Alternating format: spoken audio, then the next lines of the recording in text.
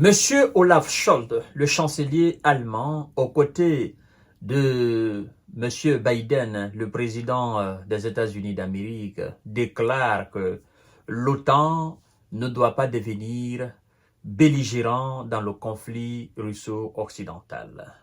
Ben, je crois que Monsieur Olaf Scholz, s'il n'est pas consommateur de chanvre indien, il doit être un grand buveur, soit de whisky ou de Jack Daniel.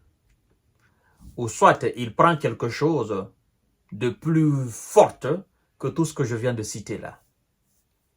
Ou bien, je ne sais pas, est-ce qu'il n'est pas consommateur quelque part du caca? Hein? Voilà, le terme banalisé de la coca. Vous voyez ce que je veux dire? Parce que je ne sais pas ce qu'il entend parler de belligérant. Sincèrement. Je ne peux pas imaginer qu'un haut responsable ou que quelqu'un qui est censé être un haut responsable de son rang puisse se tenir devant le monde entier après près de 3 ans de guerre contre la Russie, tenir de tels propos. L'OTAN ne doit pas devenir belligérant dans le conflit en Ukraine. Ah! Monsieur Olaf Scholz, je pensais que vous étiez trop intelligent, excusez-moi. Je pensais que vous étiez trop réfléchi pour tenir de tels propos.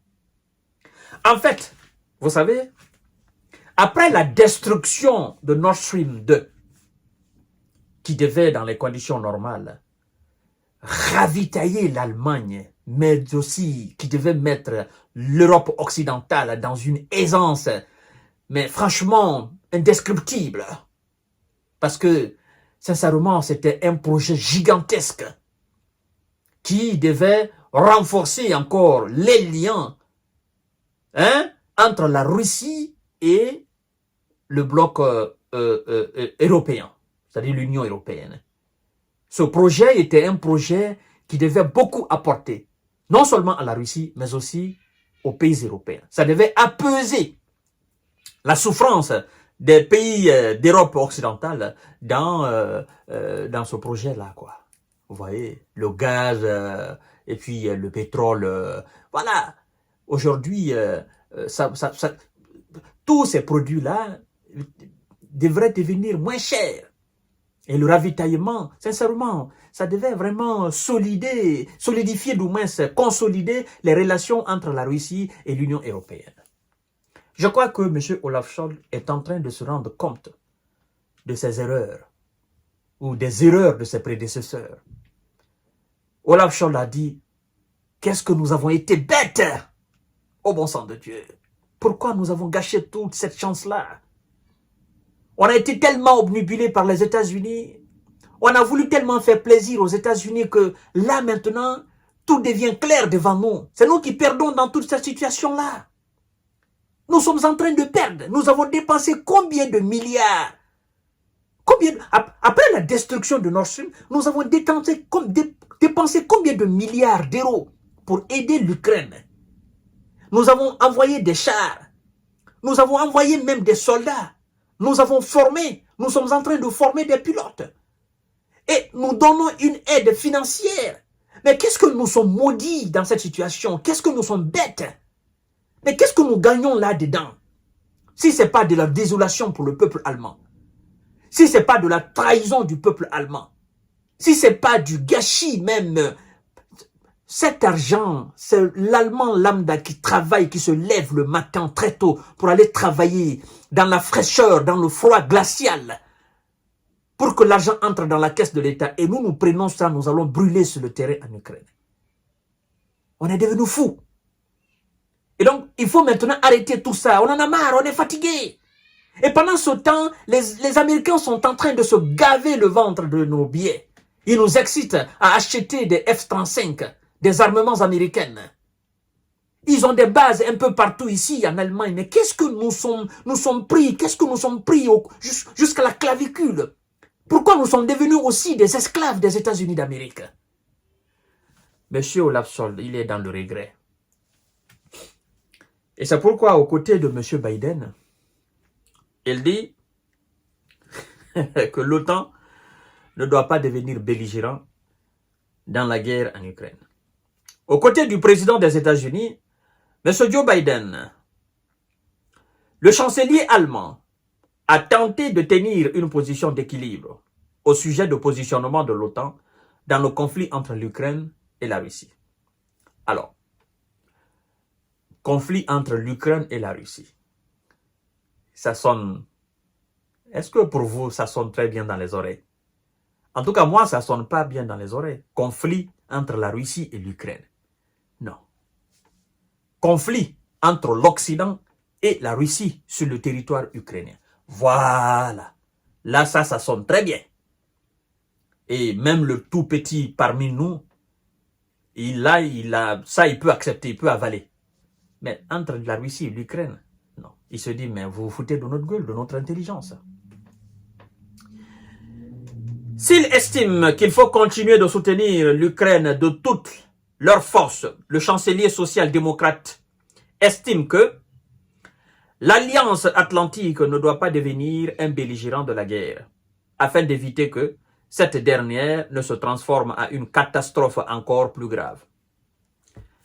Monsieur Olaf Scholz, vous n'êtes pas belligérant. Ça, vous avez parfaitement raison. L'OTAN n'est pas belligérant. L'OTAN n'est pas co-belligérant. D'accord? Mais vous êtes belligérant. Vous êtes belligérant. C'est vous qui faites face à la Russie. Ouais, c'est vous qui faites face à la Russie. Et ce que vous appelez catastrophe, en fait, ce qui peut rendre la situation catastrophe, parce que jusque-là, quand même, il faut être bête, jusque-là, toutes les armes ont été utilisées sur le terrain. Tout ce qui est armes conventionnelles a été utilisé sur le terrain en Ukraine. On est bien d'accord.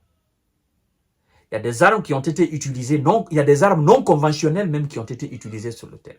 Parce que avant de donner des obus avec de l'uranium appauvri, avant de donner des bombes à sous-munitions, ces obus avec de l'uranium appauvri et des bombes à sous-munitions étaient considérés comme des armes non conventionnelles.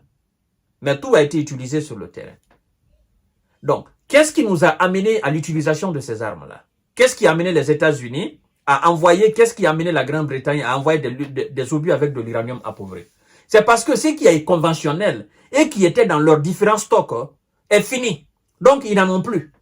Donc, ils sortent de leur tiroir, ce qui est non conventionnel, mais ils estiment que c'est utilisable encore. On peut utiliser et puis on peut se dire, bon, l'Ukraine a le droit de se défendre avec tout ce qui lui tombe sous la main.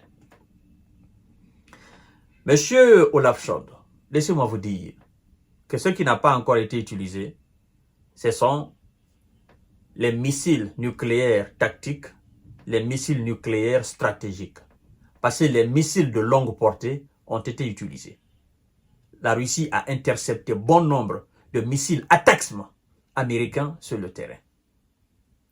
Vous voyez? L'équivalent du missile britannique Taurus et du missile français qu'on appelle Scalp. Non, l'équivalent du missile britannique qu'on appelle Storm Shadow. Voilà, j'ai fait l'inverse. En fait, le missile Taurus, c'est le missile allemand. Le missile de longue portée, ça on appelle Taurus allemand. Et puis, pour les Britanniques, on appelle Storm Shadow. Pour les Français, on appelle Scalp. Et pour les Américains, on appelle ATACMS. Donc, en fait, ce sont les missiles de longue portée qui ont à peu près les mêmes champs de destruction et à peu près les mêmes vitesses. C'est pourquoi on a dit les missiles de grande vitesse. Les missiles de longue portée. Ça a été déjà utilisé sur le terrain. Je vous dis, ce que vous appelez catastrophe, c'est juste l'utilisation des armes nucléaires tactiques et les armes nucléaires stratégiques. Mais puisque vous-même, vous aimez trop la vie, vous aimez trop votre Allemagne. Et les États-Unis aiment trop leur Amérique. Les Français aiment trop leur France. La Grande-Bretagne aime trop son royaume. Quoi qu'on fasse, et quoi que l'Ukraine fasse, vous n'entrerez jamais. Vous n'entrerez jamais, vous n'enverrez jamais vos militaires. Vous n'utiliserez jamais les armes nucléaires contre la Russie parce que vous savez ce qui vous attend là-bas. C'est tout simplement ça, monsieur. Donc, dire que vous ne voulez pas que l'OTAN devienne belligérant, l'OTAN est déjà belligérant depuis le début. C'est l'OTAN qui mène la guerre sur le terrain en Ukraine. Retirez-vous seulement. Monsieur Olaf Scholz, je vous donne juste 24 heures. 24 heures. Retirez-vous. Et puis, après 24 heures, on va essayer de voir si c'est le conflit russo-ukrainien ou bien si c'était le conflit russo-occidental. Le monde va juger cela. Mais retirez-vous seulement. Retirez tout ce qui est système de défense étranger sur le territoire ukrainien.